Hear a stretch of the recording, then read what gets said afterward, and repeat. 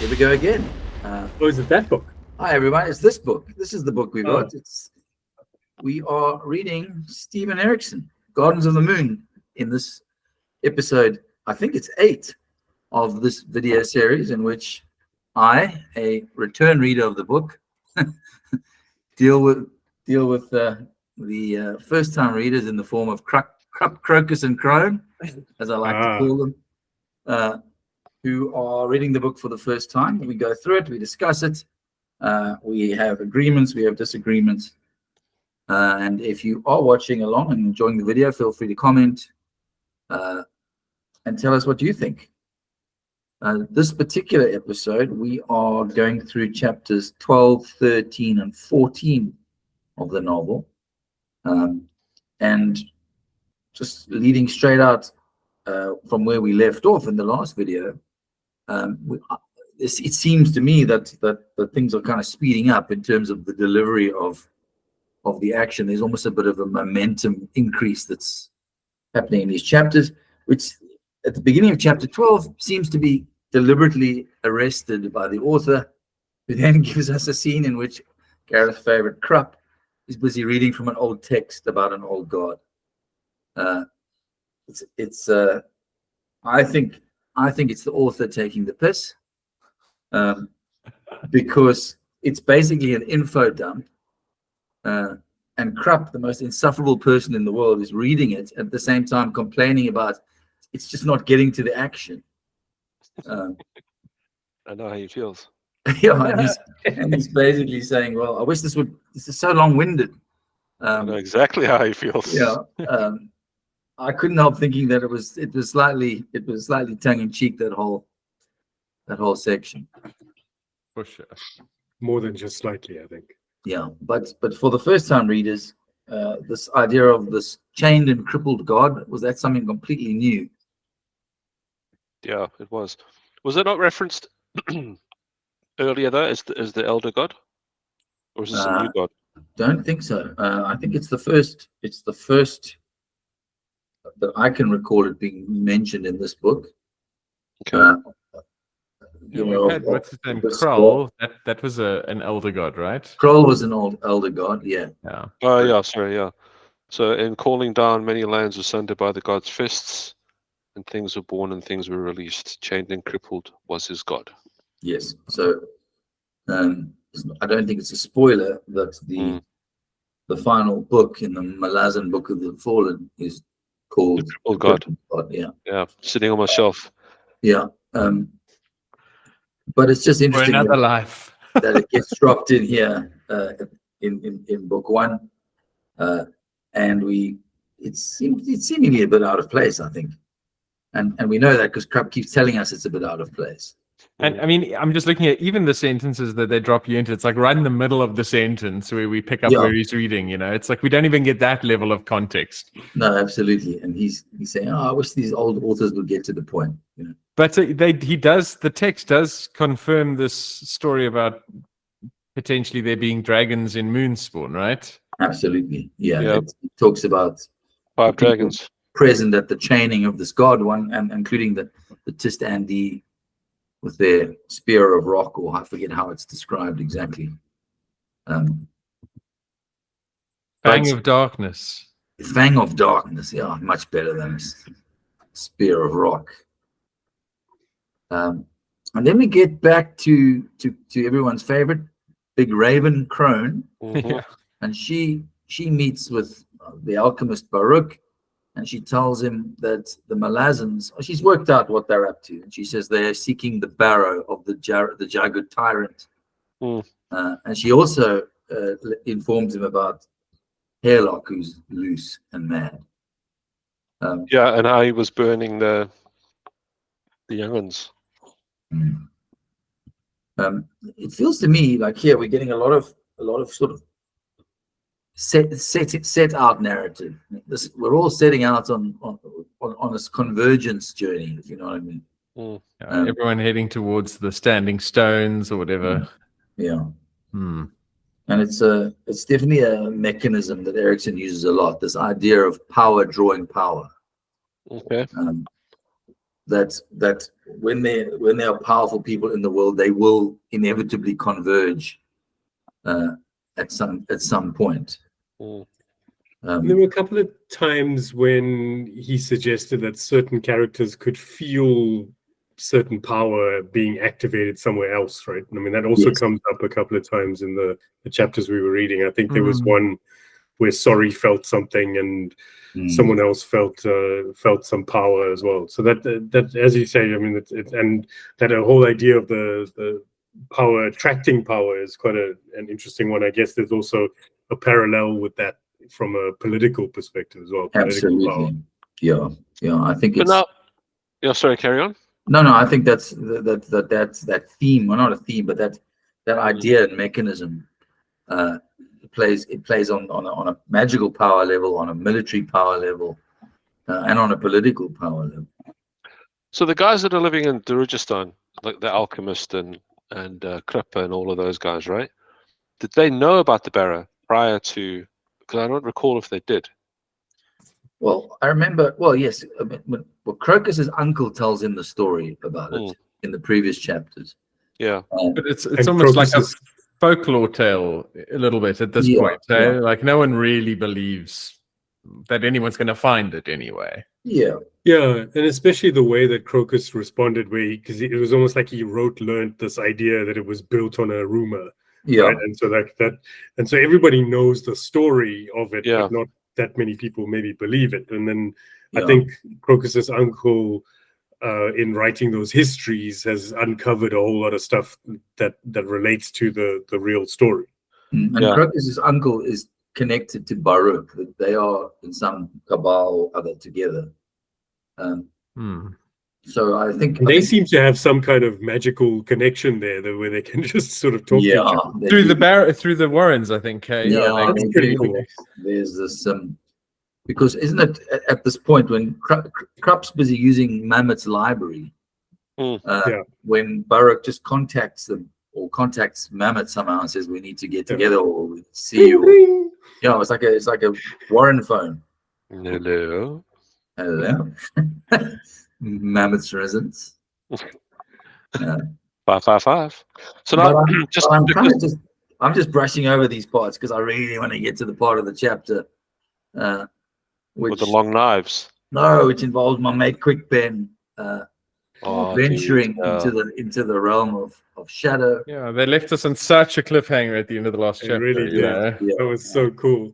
So what the hell's going on in this chapter? What do you guys think?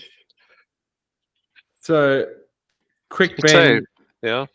So the way I understand it is Quickpen reveals that he was once a follower of this Lord of Shadow, and because he left the following, he's now got an assassin's mark, so he's marked for death. But he goes in there to try and sort of negotiate his life for like information. Yeah, I think he negotiates basically the murder of Hairlock. Yes, and he gets to decide when and where and how it takes place, right? Yeah, unreal. Yeah, because he wants him dead. Yeah. I did like that scene. I like that he was super cheeky with that god as well. It's like, yes, I don't know how you're managing to pull this off. Yeah, and he's a shapeshifter apparently as well. Well, that's also, I mean, he as he leaves the Shadow Throne, realizes they're not who he is. Yeah. And he's his ex-high priest, basically, of the realm of shadow. Dun, dun, dun. So he's clearly concealing his identity somehow. Or he says, "You shape-shifting bastard," or something like that. Delat, and he gives him his full name. Yeah. Adafon Ben Delat, D-E-L-A-T. So we get, but as I understand it, the deal is, I will let you know, I will reveal to you where this puppet is, but you got to promise that the moment I do that, you'll be ready to take him out. That's how I understood the deal. And Shadow Throne seems to be intent on trying to double cross him somehow. Well, with a name like that, why wouldn't he? Yeah, exactly. And he just gets the deal and leaves before he can get taken out by the hounds. Yeah. pops back out. But it's cheeky as hell. It's like that sort of that trope, the sort of the magical trickster that you see in so much mythology. Mm. Do we Yeah, get 'cause the the only- sense? Did it feel like the wolves might have had, or the hounds might have had some idea that there's something weird about this guy? Because I mean, it felt like they gave him a lot of very close attention at the start there. Yes, but then yeah, I felt there was something. I felt they gave him a lot of close attention, but they seemed to almost recognize it, because they were sort of just walking along with him. Maybe that's because they were just doing what they were supposed to do. But it seemed a bit odd to me that he just sort of fairly comfortable in with there. these giant magical hellhounds. Yep. And then just sort of, I think the one gets a bit aggressive with him at one point. Hold on. So there's a line, because right at the end of it, Quick Ben smiled. He'd done it. He was out of reach. He'd done it again. Yeah, I noticed the again as well. So, okay. Just your audio is getting a little bubbly again, Al. I don't know what it is. But Can you hear me now? Yeah. Cool. But yeah, he done it again. More like Erikson saying, "Oh, well, show you a little bit, and then just move on to something else." I'm not going to explain it to you. Yeah, just show you enough to give you a bunch of new questions, and then next scene. Yeah. I don't remember that happening before, but does he, and I think we started talking a little bit about themes now, but is there a theme of things recurring or happening again in the Malazan kind of world? Does he, because I mean, I think that maybe it's a bit of a stretch, but that whole search for the barrow was kind of one of those things that's now kind of coming back. And so is there sort of a circle and and was there, I don't know if there was any mention of a previous empire before the Malazan Empire. There was. So are there some recurring? Yeah, I think so. I think the theme of recurring mistakes is there, in a sense that we heard in this book about the first empire, the empire of the Imas, and that the Malazans are the second empire, effectively. So we've gone through a full kind of cycle of conquest, resettling, and conquest again under a different empire. But I don't think it's overt, the sort of cyclical nature of it. But I think it is there in a sense of that an anthropologist would look at these things as maybe not quite as overt as a spinning coin, but correct. Yeah, exactly. Not quite as overt, not quite as forced a metaphor. Yeah. Any last words on Quick Ben before we leave him? No, he's a legend, man. Yeah, he's great. And Yeah. he jumps back out, and we go back to Krupp, and Krupp's now meeting with Baruch, who gives Krupp the assignment. And we were worried about this last time as to what extent Krupp and his crew were working for Baruch. Well, it becomes very clear. I mean, Baruch basically says, "I'm sending you guys out on a mission. You need to go to this barrow in the Gadrobi Hills and just observe. Just see what you see, but don't get involved." It's mad. The first time we see Baruch, it's like I think it might be one of the first scenes where he sort of says, "Why are you talking to me? I don't have any power here. I'm not a politician." And now you see he's basically running the show behind the scenes. It's like unreal. I think he is. I think he's the true power broker within the city. And they all head off, but he specifically says they must take Cole, Marilia, Ralik, and they must look after the coin bearer, who's obviously Crocus. And then I think it's Ralik for some reason doesn't go. Did anyone recall why or what the reason was? I suppose it might be just because he's involved in the whole Malazan get together. Yeah, but they couldn't find him, I think, when they okay. because I know he doesn't make the trip. Relic is running around with Ocelot, Yes. sorting out the assassins, or getting ready to sort out the assassins or something. Yeah, because we then go to Quick Ben coming back, where he's been guarded by Kalam, and Sorry finds them, and she tells them that she's found an assassin, obviously a local assassin, and then they follow him, and we have this sort of, I say contact in inverted commas with Relic. Callum and Relic kind of just checking each other out in the bar, both obviously realizing that they're assassins. Yeah, but one of them's Claw, though, hey? One of them's Claw. So Claw, yeah. Callum is a Empire employed. But now also the fact that Sorry could find where Quick Ben and Kalam were, don't they have like a conversation after she leaves that says something along the lines of, this confirms that she's touched by Shadow or has some connection to the Warren of Shadow? Yes, they do. Our suspicions have been confirmed. Yeah, she just tracks them down as if it's no problem. Is it in this chapter that she actually goes through the Warren? Or is that... no, it's not. It's not this one, I don't think. This one. Yeah. And then once they sort of make contact, we get this the person that I'm finding the most annoying in the novel in terms of the way they're written is Crocus, who's now decided he's now making plans to go back to visit the girl from whom he stole all the stuff. Yeah, you're right. He is becoming a bit of a moonstruck calf. It's too hormonal for this world, man. Yeah, it's like, dude, you ain't, Like for everyone else, the issues are becoming more important and big, and he's sort of going back to the beginning of the book, in a lot of ways. He hasn't moved on. He hasn't moved on from when we first met him. He's exactly the same. It's like every other line, he's pining for this girl.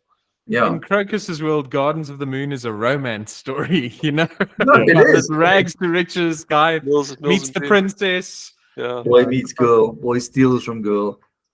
Yeah. Girl's gonna have him killed. He doesn't know it yet. Tell as long as it's time. It's like an episode of Les Mis. And he's having like this crisis of confidence as he makes his way back to her bedroom. And I'm thinking while I'm reading now, I can just imagine him singing On My Own. He's perfect. Yeah. He's sort of. Anyway, I know he's being written like that deliberately. I get it. But it's almost like we've got a story that's progressing. Now we've got to go back to Chalice de All's bedroom. Yeah. There's obviously more. There's more to it there. Yeah, exactly. I bet you Gareth's regretting putting him in his D&D team. Oh, more every day. More every day. I'd swap him out for Quick Ben or Kalam any day of the week. Quick Ben or Kalam. So can we move on to the next chapter? Yeah, let's do it. Can we leave Crocus wandering the streets of Darujistan, pining for the fjords? And we get back to our buddy duo, Quick Ben and Kalam, and they're making ready for this meeting with a local guild. Before we start, though, chapter 13, the very first poem, The Conspiracy by Blind Galan. Yes. Like super in depth about a spider, and that's just obviously not a throwaway. No. There's a spider here in the corner, and that her three eyes tiptoe in darkness. It's a really nice little short poem, but yeah, it's definitely not just a throwaway. Yeah, the last line: somewhere in the strange place, a spider waits for my panic flight. Yeah. Chapter 13 was cool. I liked it. We can talk about Erikson as a poet as well, I suppose. Yeah, very good. But it's a good point. Sometimes these epitaphs set moods. Sometimes they give you sort of forewarning of things to come, and sometimes they just sort of get you into the swing of things for the chapter. And it does start.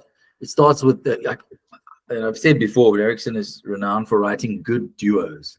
The sort of buddy cop duos are everywhere in his books, and he's very good at doing that sort of one-on-one, two-person team interaction between characters. And Quick Ben and Kalam are an example of that. But they have And the somehow scene. it feels like every one of these characters could at any moment just say, "I'm getting too old for this shit." They could. I mean, I'm not sure that Danny Glover's going to be able to play either one of them in our production. Could be. But there's a scene where they're getting ready to go and do this meeting. Now, as I understood it, the idea of what the Malazans do is they go in, they meet the local guild, they offer them a massive contract to take out the top people, or the rich people anyway. And I think the impression is this was the idea behind this meeting. At least that was the plan.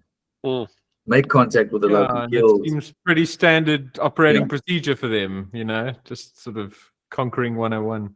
But there's a scene at the beginning where they're getting ready to go out, and Quick Ben is basically pre-casting spells on Kalam, and I'm thinking to myself, this is the most D&D moment. This. It just feels like a gaming episode. We're going out, we're going to do something dangerous. Let me cast all these things on you before we go. Anyway, it struck me as one of those D&D moments in this book. Yeah, because you cast that spell on them, it allows them to float.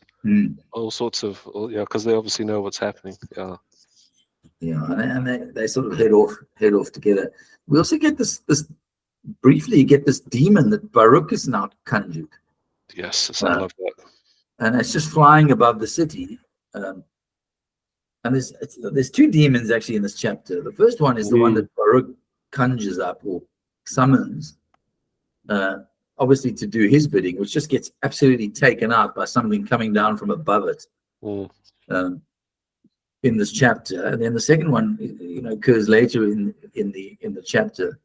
But it seems, and there's the scene in which Quick Ben and Kalam are trying to meet with the assassins, but it appears that the assassins are actually trying to double cross them. Yeah. And just to make things worse, in the middle of this, there's a whole lot of Tisti Andy who now descend into this. It's kind of a big sort of set piece almost. Yeah, because I know that Quick Ben and them, I don't for a second think that they didn't know that they were potentially going to be betrayed. I think that's obviously what happens a lot, so they're used to it. So they're obviously casting spells to get ready for it. And I know that they're, planning which roof and who to look at, and so it's quite strategic. As you say, it's a bit like D&D. I want to kill this guy, then I'm going to do that and do this. Yeah. So, but then obviously, as you say, then everything goes awry. But and I'm probably being a bit thick, and maybe I've missed a little bit of it on the way, right? But I was just trying to work out. So you say that they were betrayed, or potentially were going to be betrayed, but it sounded to me, if we go all the way back to when they first made contact, right? They were supposed to look obvious. So Relic was supposed to catch the guy's eye, and then get followed out, and so they were, but it sounded like that they didn't really know that they were supposed to have a meeting, did they? I mean, because I don't know that anyone got that message through to them. They were just supposed to follow these guys and kind of take them out. Was my sort of feeling, because they are assassins, and they sort of saw that these foreigners were around, and they wanted to take care of them. So I thought that the plan was that Quick Ben and Kalam were supposed to get close enough to be able to say, "Look, hey, don't kill us. Let's have a chat." But they never got that chance. But then what was the plan for the Tisti Andy when they were coming down? Were they just trying to take everyone out? Well, it's all you make a good point, Adil, because if you remember at the beginning when Crocus is almost taken out by those assassins, and Relic and Ocelot talk about it, and they come to the view that this is the Claw that's behind this. Now we know it isn't, because the Claw only arrives with Kalam. So they've got the wrong end of the stick. So you may well be right that they don't have any intention to meet. that they're just trying to draw them out in order to take them out, because they believe they're kind of behind this assassin's war in the first place. Yeah. I kind of go with like what Gareth said earlier about standard operating procedure. I mean, like they walk into a city, and that's why I thought they revealed themselves, because I remember there was a discussion with a guy, I can't remember his character, but he says something along the lines of, "Oh, there's assassins in town," and then one of the guys says, "Oh, are they Claw?" And the guy says, "Yes." And I thought that was almost like a tacit, sort of understated agreement that, okay, so this is the chess piece. So the Claw are here. We know the Empire's down the pipe. So we're going to reveal ourselves, and then this is what normally happens. We meet, we take the bargain, we kill everyone, and then we move, and we get to live, and then Malazan gets what they want. But then, as Adil says, no one accounted for the third party to arrive and ruin it for everyone. It also feels like a lot of effort to go to for, I'm not sure what the gain is in the end, right? For the Malazans to send all these guys in who are top-notch dudes, but like it's a very dangerous mission, for them to then go in and take out whoever they take out, right, or get the high nobles taken out. But what does that achieve for them? And maybe again, I'm being doff, right? But what does that achieve for them ahead of? They've got these massive numbers coming down. They can probably just run over the city anyway. I don't understand what they're achieving by doing that. Well, I think it gets rid of. I mean, in our history, it's been done as a way to destabilize. Yeah. So that you create some kind of political instability as a result of those actions within the place, and then from there, it just makes it far less able to organize a defense. But I mean, so potentially, I mean, is it that they want to take out the mages? Because that makes sense. Like if you want to take out any magic, Baruch would be the guy you'd want to take out. I mean, and then if you want to, because when you then come down, and it's not that you want to take out all the nobles or whatever, right? Because that is the hour afterwards when the Moranth come in and they deal with them after. Like they did in Pale. So I don't quite get it. Like I can see maybe a little bit of instability, but I don't know how much it helps them. Yeah. I think it's less people for the populace to rally around. Yeah, I think so. I think that's the plan. I mean, the reality is here that the Tistandi have cocked it up. I mean, they've destroyed any meeting, not just with this intervention, but previously when they convinced them that, in fact, the Claw were trying to attack them. Because that discussion that you mentioned, Alistair, that was between Rallick and Ocelot. And it referred to that initial attack. That had nothing to do with the Claw. We know that now. But they told us that it was Claw. And was one of the Tistandi that were coming down, so was that Anamander Rake that came down with them? It was, and was he the one who ended up killing both the demons? Yeah, absolutely. Yeah, I think that's correct. I mean, the first one is implied, but the second one is definitely him. It's my favorite part of that chapter. That firstly, there's a little thing in there that made me think, like my ears prick up when Quick Ben releases one of not his own demons, one of the Empire demons, Patron's demons. And he says, okay, well, then the demon arrives. I mean, and I just love that. I mean, I know I sent it to you guys, but I just love that particular excerpt of this demon that represents everything in fantasy, this trope of the evil other. And instantly it's described in sympathetic and empathetic terms. The moment that it sees Anamander Rake, it realizes its doom is upon it. And says to Quick Ben, "Do you pity me?" Was it, or words to that effect? And all he can say is yes. It's chilling. I mean, it's like this thing that's supposed to be the sort of arch evil being, like more powerful than anything else, and it's just absolutely crapping itself. Yeah, no, it's like a mayfly. Like in the one sense, to me, it felt like a hand grenade, and I thought it was cool because it's an Empire demon, so they obviously travel with these things. And then I got the sense it's almost like a hand grenade that you use, like demon, you know. And then the next minute, and then as you say, it's quite sad because the dude realizes like, oh man, like I'm out of here. Yeah, You know? No, you've sent me to my death. Yeah, that did actually hit a chord. Now that you mention it, But there almost seemed to be a little bit of a kinship between Quick Ben and this particular demon. Like they definitely knew each other. Yeah, I don't know. I just thought that it was immediately humanized. It's immediately referred to as she. Yeah. Immediately you get told the demon's name almost in a very short paragraph, and it's something that I find quite I don't know. I think it's kind of counter-tropish in Erikson's writing. The most mindless evil trope characters like the undead or the demons suddenly are written with depth and a level of empathy which you don't normally see in some of these works. Anyway, I just love that scene with the demon for some reason. I don't know why. Yeah, it was kind of unexpected. I think that was partly why, right? I mean, it was so unexpected, and it was touching. It was because like in a normal fantasy story, release the demon rushes in, kills everyone. Yeah, does what it does. Like you never hear from the demon apart from "Rawr," you know. No, it's like, but this one is. Or if it's killed, even you'd hear, well, then it dissolves into dust and disappears. Yeah. And Shame. I think it says something along the lines of like, "You're the best I can do is buy you a little bit of time." Yeah, like it knows it's a one-way trip. But going to your point, Gareth, Quick Ben, immediately when the demon arrives, it says, "You are not Master Tayshrin." And his response is, "That's right, but I am in his legion. And your service remains with the Empire." Okay, got you. I thought that was quite interesting. Yeah. And then the demon says, "My name is Pearl." And then I do remember that night you mentioned it. Yeah, but she does know, because when or at least knows of him, because when he mentions his full name, she knows exactly who he is and that he's supposed to be dead.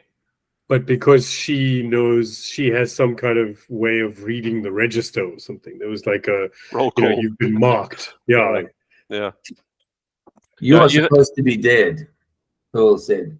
Your name is so marked on the scrolls of those high mages who fell to the Empire in 7 cities. Guys, the skin on the back of my neck is standing up. Mark those words. It's amazing. We just reread it, and I didn't even sort of twig on those. I mean, we know the Empire has conquered 7 cities already, or has suppressed it. Yeah. And we know from the earlier chapters that one of the things Lorne didn't want to tell anyone was that there's rumblings of an uprising in 7 cities. But anyway, that scene was just, to me, one of the favorites. Was good. Anyone else on that, like that sort of chaos that was caused by the Tiste Andy and by Rake himself? Nothing specific, eh? Nothing specific. As I said, the demons stood out. Yeah. And then obviously I like the planning on both sides. This is what we're going to do. This is what they're going to do. Yeah, and the bouncing around of the point of view was like very specific, right? And it was like, okay, now you see this block of these guys are seeing it from this side, and these guys see. I like the way that they did that little tennis match there, where it went back and forth. That was quite nicely done, and the action was good too. Like I enjoyed the Quick Ben being invisible, the sort of floating around, and then all of a sudden realizing that they're similar on the other side because they underestimated them. And I thought it was quite nicely written there. Yeah, it got me thinking though. In this so far, what we've read, nearly 500 pages, right? Yeah, there's not a lot of combat. No. If there is, it's a page or two. I mean, we watched the whole Wizards legions of Malazan Marines, fighting for their lives and just, at Pale, and that's only a couple of pages. We've had maybe 1 or 2 sword fights before, and now we've had this assassins. We had the assassins, which again was more of a chase than an actual fight scene. Yes. And now we've had this, which is literally only 4 or 5 pages, and then we're on to more intrigue. Yeah, there's a lot of intrigue, a lot of interpersonal stuff, and a lot of Yeah. stuff about the people operating without full knowledge of facts. Mm. But it makes me very interested in how they played the role-playing game when they were sort of developing the world. Hmm. I mean, Yeah. I'd be very curious to know the logistics of how that worked, and how they didn't end up with something so combat focused, and like the political intrigue and that sort of stuff is the good stuff, but it's, I think, the hardest stuff to maybe get right in a role-playing game. Probably correct. So, yeah. I'd be very curious to hear how they sort of Yeah. how the whole thing was structured. Yeah. Yeah, I'd be interested to know as well. You'd have to have supreme buy-in from the players week Yeah, but I after think week. a lot of the early stuff it was just the two of them. Somebody running the game and somebody playing the characters. That's interesting. Yeah, and then that they would be swap. one way to do it. Yeah.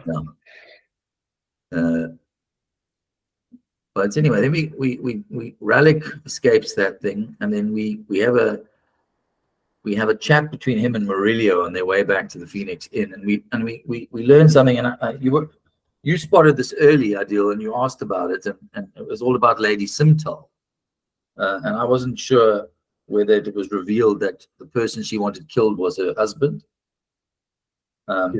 And you said that's what it was, and you were right, but it's actually her ex-husband, and her ex-husband is none other than Cole, the drunkard who we've been seeing with the Phoenix Inn group the whole time.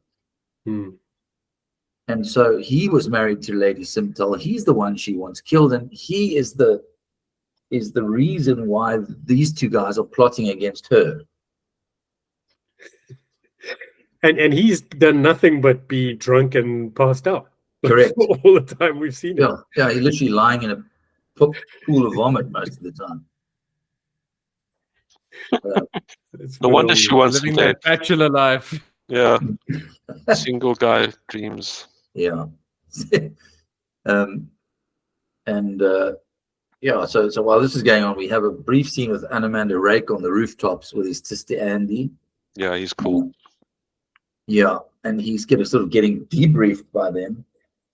I think he tells them all to go back to Moonspawn, mainly because I think gives them their job. It was kind of funny. Like I was almost getting sort of flashbacks from being a manager. He sort of goes like, "Yeah, you guys did a good job. Take a couple of days off." That's so funny. Yeah, here, have a duvet day. Some of them are quite badly wounded, if I remember correctly. Yeah. Pizza party at Penn. And they're like, "Well, yeah, we're gonna go mourn instead." It's like, okay, fine. Yeah. The Tist Andy are interesting. They're really interesting. And Rake is sort of enigmatic, and the one thing that we never get is his point of view. That's also true. Yeah, now that you mention it. We always see him from other people's perspective. Him and his sword. Yeah. So when that demon dies that we talked about, Sorry is instantly able to sense the death of the demon, along the lines of what you were saying. She just has this ability. But she's still dead set on killing Crocus. And I must say, I'm kind of with her now. Shame. Well, he's not gonna die. Well, the coin spins. He's her target, the coin bearer. And then we get another one of those meetings between Baruch and Rake. But it was interesting also when because she was talking earlier about like all the people she'd taken out and all of that, and she was thinking about all of that, and she still thinks that Perrin's dead, right? So she thinks that she managed to off him, and I'd be interested to see what happens when she realizes that he's not, and when he actually arrives there. But we also get a sense that she's kind of like she's fighting a little bit her possession. That was a couple of chapters ago. Yeah, there was that split-second break when you realize that, oh, okay, so she actually is being. There's someone deeper there, because that was activated with the word seer. And then she started having this internal battle, and we reckon it's Riga, the switch. So she had her little Smeagol moment there, where she's kind of talking to herself. She's doing the camera from the one side and then the other. And the other, exactly. And going to this meeting between Rake and Baruch, and this is where Rake explains himself to Baruch about, well, he started this Assassin's War, and the whole point was to stop the Malazans from making contact with the local guild. And they speak briefly about the head of the Registan Assassin's Guild, called Vorkan, and I don't think we've encountered Vorkan before, have we? Not that I recall. No, not out of the 493 people that we've encountered. 10 per page so far. I heard it's only 92 in this book. Is it? Named characters, I have a hard time remembering who was in Robinson Crusoe. and there's reference between, in their conversation, they talk of Vorkan potentially being an ascendant, and this is why I posed the question to you guys. As a point of discussion, what the hell is an ascendant? I wouldn't even begin to hazard a guess, dude. I think it's. I think it's just hand selected by the gods themselves, or I think it's more D&D-ish. Yeah. I think it's literally a character that is such a high level that they are on the verge of godhood. And they work their way up. They're on the way up, ascending. interesting. And they just chat about her as if she is an ascendant. And she's the boss of Rallick and Ocelot and all these guys. But I don't think we've come across her in this book at all. No. I think it's the first time she's mentioned. Yeah. But they also, I think it's in this exchange where they talk about Rake's sword. I don't know if it's the and then cut the demon down with his sword and nothing else. Yeah, that's right. In page 440 on the one I have. So they're discussing what's going on, and Baruch asks about the demon and says, "Where's it's gone?" And Rake says, "It's gone." And he says, "Where?" And the response is, "Out of Tashran's reach." Rake said, a tight smile on his lips, and then he adds, "Out of anyone's reach."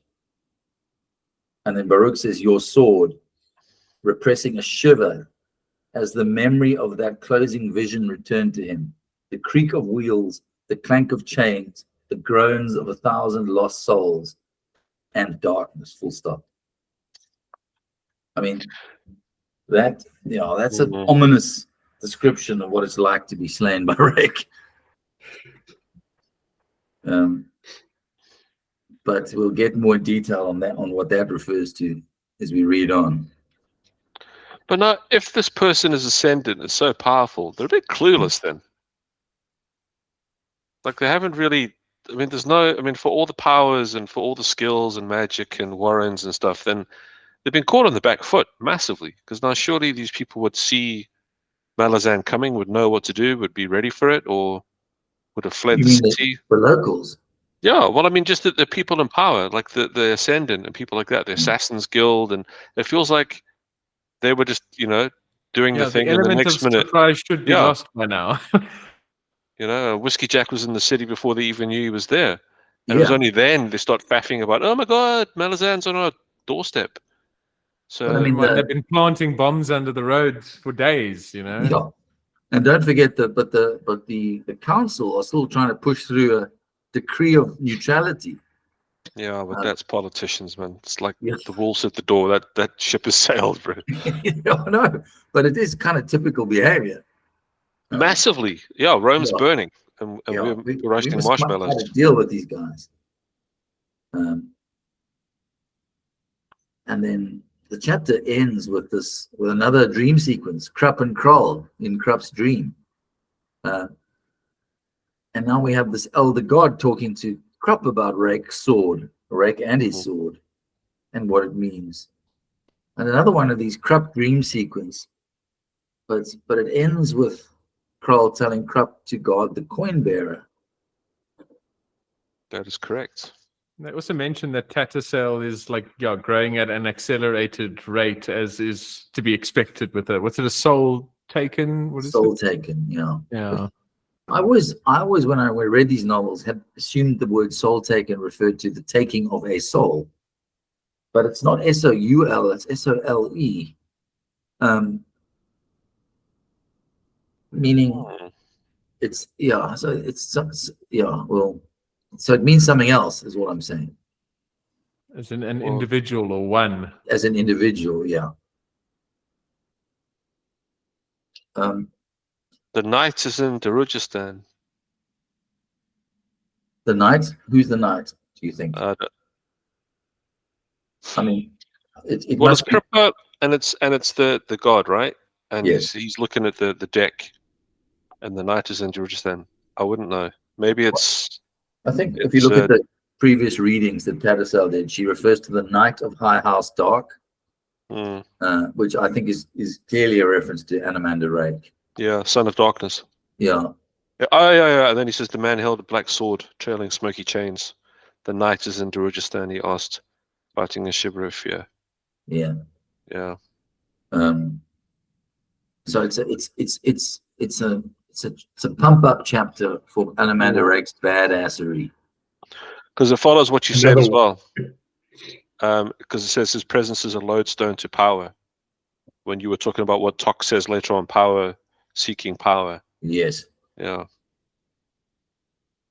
This is odd. And Rake seems to come across as certainly seems to be one of the most powerful around. Yeah, he's certainly got the chutzpah. He doesn't look particularly bothered by anyone, anything, Malazan, Shmalazan, whatever. Yeah. You know. But having said that, right? I mean, he had he lost that battle at Pale. Yeah, but did he? Well, it sounds like it. Well, I mean, I don't know. I mean, he held them off for years, didn't he? And he was one of something like 6 Tista Andy in Moonspawn. And then he was betrayed by the wizards. Yeah. Which he subsequently beheaded. Yes, correct. But the city was still sacked, though. It was. True. That is Absolutely true. And we still don't yet have any real indication of what his agenda is in taking part in these wars. Yeah, and I guess that's kind of my point as well, right? It's like, what is his agenda? What is he trying to do? Is because I think that the people of Pale thought that he was going to protect them and stop, stop everything. They ended up dying. And as you say, he is that powerful, but exactly how powerful is he? But the people of Pale were human. Is that correct? Yes. So what would he have to do with them if he's not human? Well, the same applies to Darujistan. They're also humans, but he doesn't have any. No, what I'm saying is that was he the unofficial leader? I don't think so. Guarding Pale, or was he part of was he not even involved? Well, I don't think that was explained why he was in Pale in the first place, right? Yeah, I don't think they explained that. That's absolutely right, and I think that his motivations are pretty shrouded and continue to be as the story, but will become less as the story goes on. But yeah, I think you're right. I don't think we've been given enough information at this point to properly glean what his agenda is at all.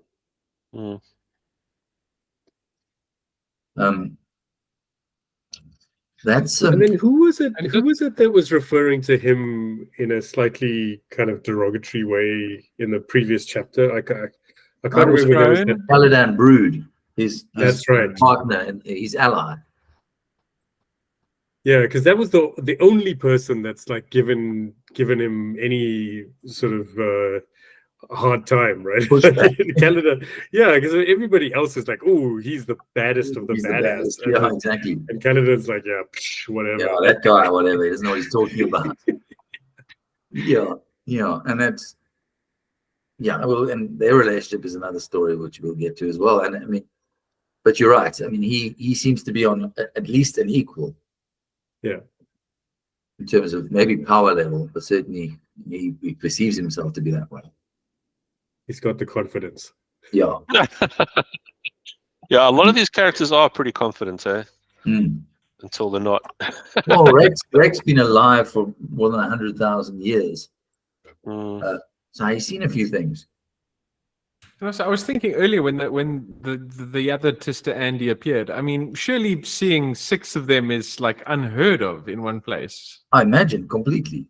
Yeah. I mean, Okay. So it was like an unusual sighting. That. Yeah, because if you remember the very beginning when they were planning the attack on Pale, Tattersail and Hairlock and Tayshrin, they were all sort of kind of worked out who Anamanda Rake was. And they were really just putting together kind of old legends to work it out. So I don't think Tista Andy have been involved or known about at all at this point. Mm. Not by most people, anyway.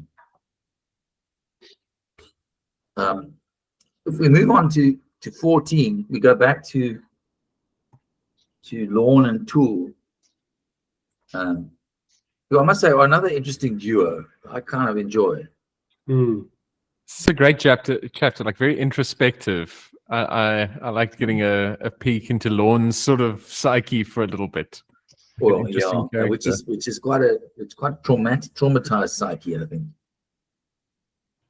Yeah, I think life in servitude has done that. Yeah, but I mean, and Toole explains to her how he's going to access that Jadwit's Warren, the tyrant, and he says, and perhaps this is their plan, although this sounds very risky, that if they free the tyrant, then Anamanda Rake will have no choice but to intervene, and he'll be weakened by that effort. It's an outrageously poor plan. Just let the big monster go and hope that someone strong enough is going to come sort it out. Yes, exactly. in a way that weakens him to the point where you can take him out. Bizarre. I'm sure a few superhero movies have used that idea. Yeah, they probably have. What could possibly go wrong? So let me get this straight. Adjunct Lorne, I was under the impression that she wants to release this thing. Yes. Well, that's her orders. She's been tasked, she's been ordered to release this thing to do whatever it does, whatever it is, on behalf of the Malazan. Well, to the extent that you can control it. Well, yeah. Okay. Yeah. So I am right. Sing it's basically right outside the city of Darujistan. It's probably going to go there. I would have thought. And then the idea is that Rake will have to intervene. And in doing so, will weaken himself. Well, if it just awakened and went north, that would have been kind of funny. Yeah, exactly. Something else. Straight to his place. But you're right, Gareth, because it isn't. It's an internal, it's a chapter of description and this explanations of the past and the history of the Tista Andy, and we learn that they are natives of the Warren of Darkness. They are the children of Mother Dark, but they rejected her when she brought light into existence. So we're talking about the prehistory of their world, basically. And even though they can still access this Warren of Kurald Galang, which is the Warren of Darkness, Toole says they are no longer of that Warren. They've turned to another one. And then we get this reference to Star of Al Damalan, which Adil, you'll remember, was one of the Warrens that was referred to by Toole when he was looking at all the Warrens that in that explosion of Tattersail and Belladam.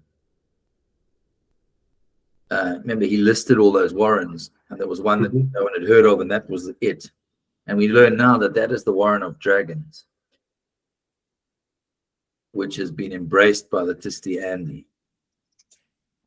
That's funny. Dragon, like the idea of a dragon almost just feels so like pedestrian in this world where everything else is so like unique and bespoke, and he's gone to create a whole collection of different races with these amazing histories. The dragon does feel a little bit like sort of too going back to the monster manual. Yeah. Yeah, you actually hit the nail on the head. Yeah, because that's sort of the impression I got. It almost cheapened it in a way, not in a bad way. I mean, it's fantasy; you got to have dragons, but as you say, there's so much richness to even love-struck little thieves or wannabe assassins, and then the dragon kind of it's just there for their sake. Well, It feels a bit vanilla, I think, and especially when we've just seen like these really sort of interesting takes on demons, and you've got Pearl and you've got Tool, and it's just everything is so unique to the setting. So I suppose I'm excited to see how he does the dragons. Oh, I was going to say you need to encounter the Erikson version of a dragon. That's what I'm excited for. Yeah. And but I get the point completely. It's just like as if he'd said, "Oh no, what's in the barrow is a bugbear." Or an orc. And they cast a magic missile and hit it, killed it in 2 shots and went home. There's 6 orcs playing cards. 4 copper pieces and a giant rat.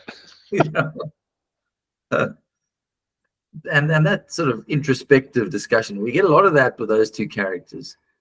But then we get to the crew I'm just referring to as the Phoenix Boys. Oh my lord! Yeah, that's so funny, bro. They're riding on their way to the barrow. We've got Cole, who's sober for the first time, as I recall in the novel. Yeah. And they're just like your average D&D party out on a quest. Yeah, but Crupper just moans, bro. He's just moaning. and he buggered up the plans and got them ponies instead of horses. But don't worry, Crupper got his money back. It's like, oh, it's so hot. Just moaning the entire time. Yeah, but then not just Crupper. Then you get Crocus whining because nobody's trusting him in the group. And he's not getting enough authority and responsibility. They all look super mismatched. Like so mismatched. Yeah. How old is Crocus? 16? Was that a number? I think they said 17 in the beginning. Okay. Well, he's acting like a baby. Yeah. But I'm happy to note that Sorry is still tracking them, so there's still hope. Yeah. There's still hope for you yet. And she's now got the coin bearer and the and Crupper together, hey? So she's just got all her targets sort of sitting pretty. Yeah, it's a target-rich environment. Drone strike. When they meet up with Perrin, then it's gonna be yeah. But they're all sort of coming together anyway. And then they find Tool finds the standing stone. And there's an interesting moment where Lorne sort of tries to work out why on earth the Empire would want to release this thing of all the things. And she talks about how this Jughead tyrant wasn't like the other Jughead, who generally are quite sort of individual and they despise the idea of society. But every now and then they have these aberrations, like this tyrant who feels a need to lord it over others and to subjugate them to its will. And then she comes to the conclusion that the reason that the Empire wants this is because its behavior is more human than anything else. And I thought that was quite dark. Yeah. But it's interesting. Lorne is a character that it just seems like riddled with regret. Yeah. And I've seen that like previously a lot of characters is just very resigned to their lot in life, and they're like, yeah, it's a shit road, but there's no point in getting off it now because I'm already kind of a lot of that feeling of I'm too far down the road, so I'm just going to keep on, even if it's a terrible thing that I do. You get that a lot with Lorne. I think she was quite fatalistic all the time. Yeah, and definitely questioning her choices and sort of battling with like, well, who was the person I was before I became the adjunct, and is there anything of that left? Or am I just purely now all adjunct to the Empress? I think that's what happened at that dinner party scene. She finally went all over to the one side. When she decided not to attack Tattersail because that would have been Lorne the person. And the personality that takes it over is Lorne, the adjunct of the Empress.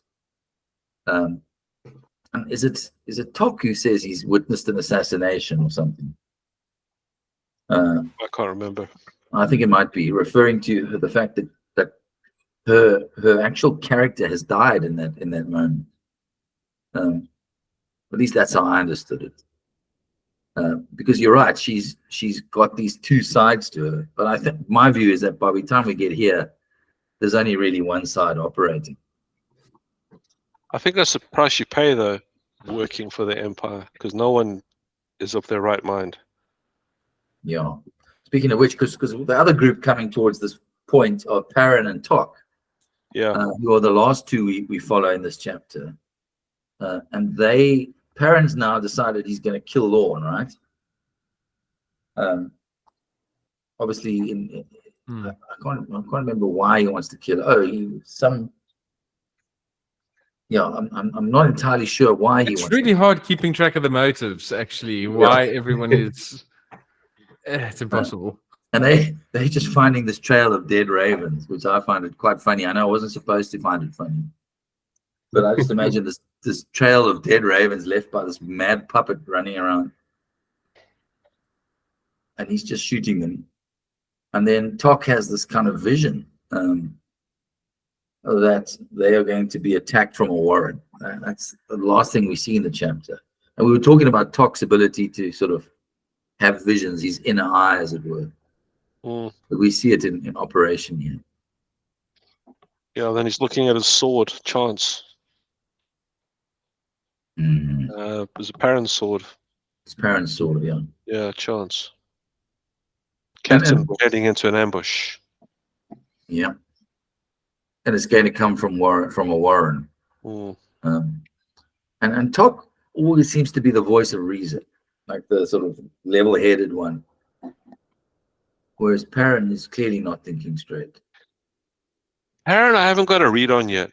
I don't think he's well formed enough for me yet. I haven't really got his motivations, or not that I've got many other motivations, but he still feels a bit clayey, like he hasn't really been shaped properly yet, because he's just been dragged around like a little, for want of a better word, puppet into situations.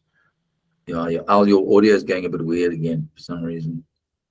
Can you hear me now? He definitely feels so. I think it's also just because he's so wet behind the ears. He's still full of, I think, in a weird way, some of these childlike aspirations, maybe, or ideals that are just, he's battling with losing that.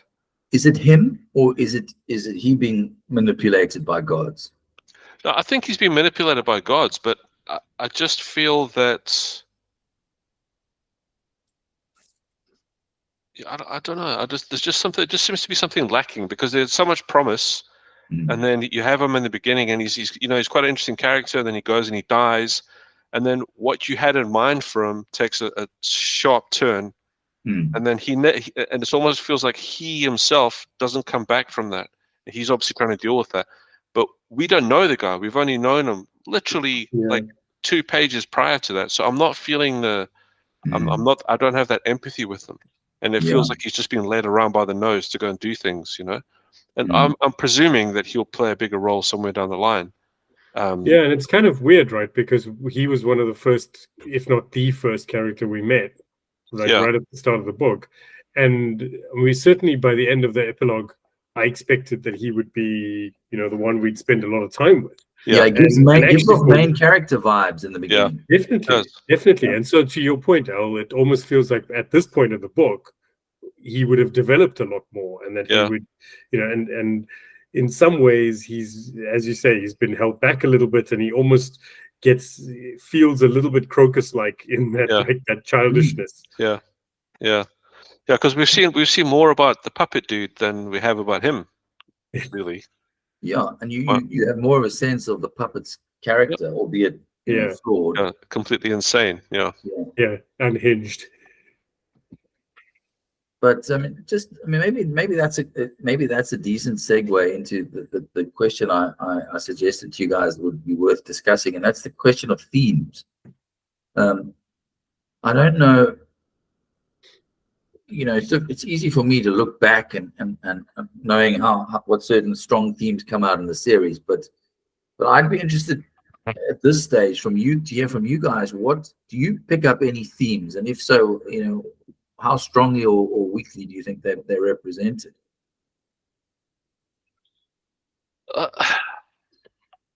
I mean, I get obviously. I don't even know if I'd call them themes, but I think an overriding feeling that I'm getting from the book is that it almost feels like the Malazan is just going through the motions of conquer, take, conquer, take, conquer, take, because that's what empires do. Yeah. And I don't know if it's because people think that's what an empire must do, therefore we do it, or if there's a massively overarching plan that this is what we're going to do, this is why we're going to do it. I don't get that. I get the sense of, and I hate to say it, it's almost like 40K in the sense that it's just this total war onslaught forever. And maybe in the beginning we had a reason for why we did what we do, but now we've just been doing it for so long, or we're so ingrained into doing it, this is just what we do. So I'm not saying it's mindless. It just feels like conquer for the sake of conquer. Yeah, war for war's sake. Wars for war's sake, yeah. Yeah. But they do reference at some point the fact that the empire really wants that last city, the city of Darujistan, right? But it doesn't. I think they stop short of telling us why it's so necessary and why they've left it for last. But it seems like there is a reason, if I'm reading that correctly. Yeah, I think you were reading one of the epigraphs talks about two cities that are the sort of jewels of the continent. Yeah. And the one with the army fell first, or something to that effect. But they don't tell you why specifically this is a jewel of the continent. And is that true? Is it that Darujistan doesn't have an army? He doesn't. He has a militia, but I mean, it's not no standing army, And so I guess maybe that's part of the reason why their whole plan to get into the city and take out people within it was more important, right? So that, to your point, like they can't actually organize at all. They don't have a standing army. So that's the only way they can do it. But then maybe there's also something like they don't want to sack the city. They don't actually just want to, burn it to the ground. They actually want to keep it a working city. Well, they're doing it in Pale. I mean, we know they're rebuilding Pale to occupy and run it. Even though Teshrin is trying to assassinate all the nobles. But it seems part of their hearts and minds policy is they kill all the bad nobles and make them even badder than they were, and then install themselves as the new, benevolent leaders. So, Adil, Gareth, what sort of themes do you see? I mean, what's consistent with you guys? Before they get there, just tracking to what you said, Al, do you think there's a commentary on colonialism here? I don't know. I'm not getting it if there is, and I think it's because I'm so not lost, but I'm so enmeshed, with all the different characters. I'm not seeing like one superior anything.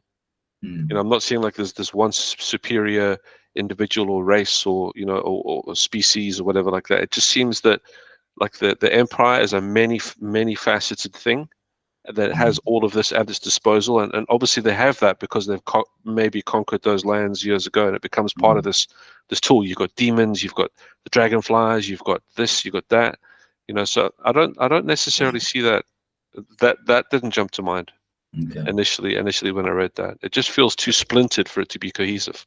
Yeah, I'd agree with that, because I think that if it was trying to make a big point about colonialism, you would almost see the vision for the empire a little bit more clearly, right? And whereas most of the focus of the book so far has been on individuals, and so it's like almost the real face of the empire, because these people are the ones who in some ways represent the empire, but you can see that there's a distance between them and the empire, and a lot of them don't see themselves as the empire. So we and I think we made the point previously of like, there is no right and wrong or the side of good and evil, right? There's like the whole thing is just a mess, and you're not quite sure who you're rooting for. And yes, you like certain characters, but you almost forget which side they're on, right? Like there was a point where we were talking about Quick Ben, and I think when Quick Ben released the Empire Demon, and I was like, oh wait, yeah, he's on the Empire side. It's like, yeah, whiskey black. It's that, like right? what? Yeah. It's interesting though, and exactly what you said, Adil. I think one of the things that sort of, and I know it's not a theme, but it just sort of keeps coming through, is that sort of, there's definitely no clear protagonist to the story, at least for me. And I don't know if that's something that'll come through later, but no, I think you're right. I don't think there is a clear protagonist. So I think if you would call it a theme, I think because everyone has got sort of these good and bad sides, it's maybe that everything is like a gray area. No one is good or bad 100% in this setting. At least the people that we've got to spend some time with, even the bad ones have got a history or like some personal connection to the Empress or maybe the Emperor that came before. But there's definite it's interesting because there's a lot of justification for both good and bad behavior. But then you do end up with this. Well, I'm not really sure who the good guys are and who the bad guys are, to put it that way. Yeah, but it's like Adil said as well, because you actually, like you mentioned, it's the people that are actually doing the work, and that's the guys you're spending time with. It's the guys in the trenches. It's the guys casting spells. It's the assassins assassinating. It's Lorne administrating, and as you say, there's like a huge disconnect. It just feels like there's this not even like layers of hierarchy. It just feels like there's a huge disconnect between like who's sitting on top of the Empire or the Malazan and the guys, actually the grunts down on the streets doing what needs to get done. Yeah, and maybe there's something in that. I mean, we have the story of the individuals, and we judge each of those individuals on their own acts. Some of them are good, some of them are bad, but there's no sort of universal truth to any of their actions. No. There's no rah. There's no like, yay for the Empire. There's none of that. But isn't that the truth of empires? But that's the thing. That's what I like, because normally in fantasy books, it's all, like the flag's up and everyone's behind the flag and everyone's patriotic and, off to go and do the thing. And there's none of that.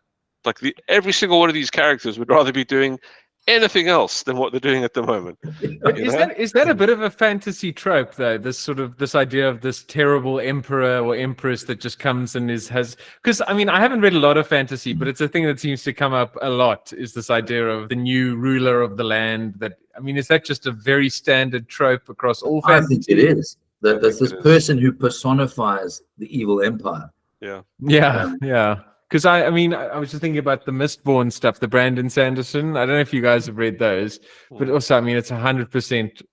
The first book is called The Final Empire. It gives me such strong vibes of that. It's interesting. I didn't realize it was such a trope. Yeah. No, it's probably an oversimplification. The idea that empires are unified things that have a unified will that acts in a certain way. The reality is probably more the individualized reality that he's depicting here, I would imagine, of empire. Yeah, as opposed to like a Star Wars one where it's militaristic to the sense that everything is military, everything is run along those guidelines, lieutenants, colonels, sergeants, whatever. It's a complete, whereas this just seems like a loose, like a very loose. Yeah, that's a good point. the Star Wars empire is purely a military thing. Yeah. And everyone else is a subjugated colonist, Yeah. And here it feels a lot like you do the job because you happen to be closest to it on the day, kind of thing. You're close to Jerusalem. I guess it's your problem now. And we're asking about themes, and I think, maybe there's sort of two things that work against each other. One is, I think there's a lot of people that are just doing their job. Like just getting on with it, right? That's what I do, and I'm just going to do it. But at the same time, there's working against it. There's a lot of people in the book that are questioning their job, like questioning their lot in life. And it almost it made me think. A lot of books use the very kind of common hero's journey idea now, right? And you've got one hero, and that person is the one we follow, and it's the whole. But it's almost like if you're trying to get away from that, you then have a whole lot of people who are sort of important or whatever. But it's almost like each one of them, to the point you were making, about having histories and there being depth and all that. They're all on their own hero's journey. So there's all of these, right? Good or bad, whichever side of the thing you're on, you've got a whole lot of them. So there's like a theme around questioning your fate, and I know that a lot of stories love the idea of free will and the extent to which that is real or not, and and maybe there's a bit of that comes into it as well. Like I think there's a lot of that. Yeah, and so maybe there's part of why Darujhistan is not waking up to the empire coming through is maybe they've all quite zen about it. They're like, whatever's going to happen kind of thing. Like my destiny is set. But that free will question, I think is I mean, for me, after I posed the question, I started sort of thinking like, what theme can I see? And I've heard people talk about colonialism, but I agree with you. I didn't see it as certainly not overt anyway. But what I do see is a number of characters struggling with, involved in a fight between imprisonment and free will. Like for example, if you look at Sori is a classic case. Sori is possessed by a god. She doesn't have any free will. No. But even she is starting to. You can feel that she's kind of pulling against those chains at some level. So you got a human being possessed by a god. You got Paran, who may not be possessed by a god, but is certainly being influenced by a god in the way in his actions. But then you got a whole lot of other sort of relationships which are similar but are nothing to do with gods. Like, for example, like what's a good one? Hairlock. Fantastic. Hairlock is being imprisoned by Quickben and controlled by him. A literal marionette. He's a literal marionette. I mean, come on. This has to be a bit pointed. You've got these characters that are pulling against their strings, as it were, and then you've got Lorne. I mean, Gareth was talking about it. I mean, Lorne's possessor is not a god. It's Empire. Yeah. And then you got the coin as well, which just shows you, which I suppose is a perfect metaphor for fate and the gods. Absolutely, and you've got a whole lot of characters who are in this kind of fight between their own free will, their own actions, deciding their actions, and some other large force which is working to control them. And Lorne is the classic case where she's kind of surrendering to that force. She's giving up her individualism and her personality. Well, to some extent, even Crocus is doing that, right? Like, yes, Crocus is kind of being pulled by some force that he's fighting and not sure about what it's actually doing to him. Yeah, I agree. And it's like all of these characters are having. I mean, it can't be a coincidence that we took, as you say, there's a marionette. We've got one out of context reading by Krupp where the whole reading is about a god who's crippled and chained by other gods. And I just feel it's just, I mean, to me that feels like something that's being explored is the sort of dichotomy between those two positions. But now, what other themes are people saying that are in here? I mean, I'm not sure, to be honest. I know that it's generally said of the series that if it has an overriding theme, the theme is compassion. I'm not getting that. Not sure I agree with that. Not yet. I feel that like just the idea of imprisonment versus freedom in all its metaphorical forms is being explored here. Yeah, and maybe the battle between who you are and who the Empire forces you to be. Well, that's definitely Lorne's battle. Yeah. She's given in, I think, and she's. But Whiskey Jack as well. Jack as well. I was just going to say. Yeah. Like a lot of the characters. Whiskey But Jack. then again, even- it might be different for them because they're actually part of the military, so they're used to following orders. I mean, Yes. these other guys don't strike me as being sort of, someone tells you jump and they say hi, I Well, mean, and even also Baroque, I guess. Whiskey Crocus Jack, is not going to thrive at boot camp. Let's just put it that way. yeah, Yeah. but also like Whiskey Jack and the boys, like if they don't follow orders and something goes wrong, people die unnecessarily, Hmm. Whereas, and I think they obviously see that more and more and more and more and more than the other people. So, but and I think but the then fact that- again, they're maybe just so jaded that they're just doing it to stay alive. But Yeah. don't forget what Dujak said to Whiskey Jack. He said, "Go and do this mission in Darujistan, Mm. and when it's over, you've got my permission Disappear. to walk." Yeah. Yeah. It's almost encouraging him to just go AWOL. And Get also, I out. think at that stage, what really is left of the bridge burners anyway? Yeah, Not much. yeah. I mean, Not much at all. I mean, quick, just on this free will versus being controlled. I mean, Quick Ben is the reason I think why we like him as a character is because he's the opposite. He flouts all authority. Yeah. Spits in the face of the gods, and we even see a little bit of that from Perrin.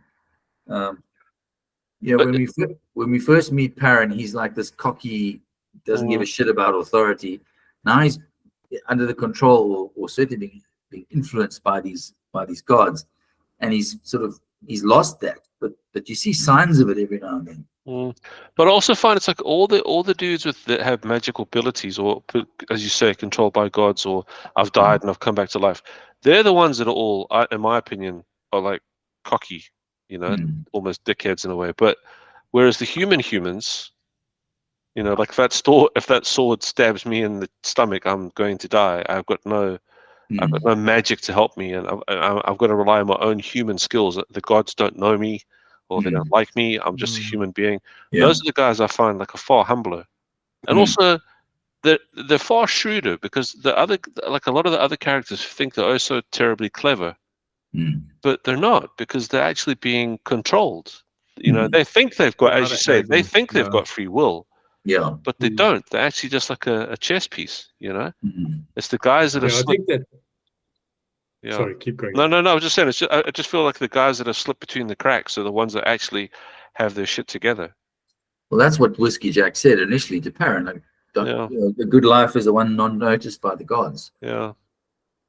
Yeah. And I think that there's certainly, I mean, maybe a sort of sub theme of that, or another way of stating it is that it feels to me like everyone reports to someone, or everyone defers to someone in some way, right? Like even the people you don't think do, they all have someone that they're looking up to, or they're working for, or they're doing something, and there's even a whole lot of those people in the background that you can't see, and they're not always going to be gods, but like some of them are, and some of them are ascendants, and some of them are, or like we still don't even know who the eel is. Yeah. All of those people or beings in the background are pulling these kind of strings, and who's controlling what, and whether there's going to be some kind of Wizard of Oz at the end, standing behind the curtain, like we don't actually know. Going to be Hairlock. Me, sucker gonna boy! be I'm a real boy. I was here the whole time. I hope it's not going to be Hairlock. But I just want to see what's buried in this tomb. This is super exciting. I'm keen to see this thing unleashed. It's going to be empty.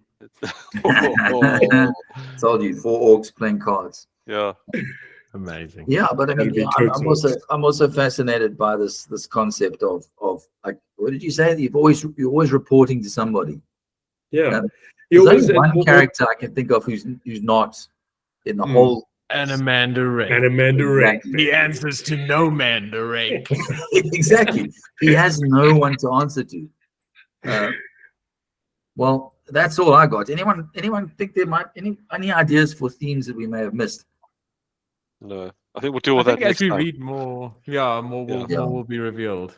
Yeah, I need to look up what a theme is. I did read ahead a little bit, and the pace definitely accelerates in the next few chapters as well. I'll hold on to my hair. All right. Funny enough, I was just saying I watched a very good review of the book today on a YouTube channel, and the one the guy was reviewing was describing as just like having to hold on as tightly while this thing hurtled along, and I thought of you, Gareth, clutching the steering wheel. Because you're really not alone. No. There's a lot of bald guys out there. But A anyway, lot of people tried to read this book. yes.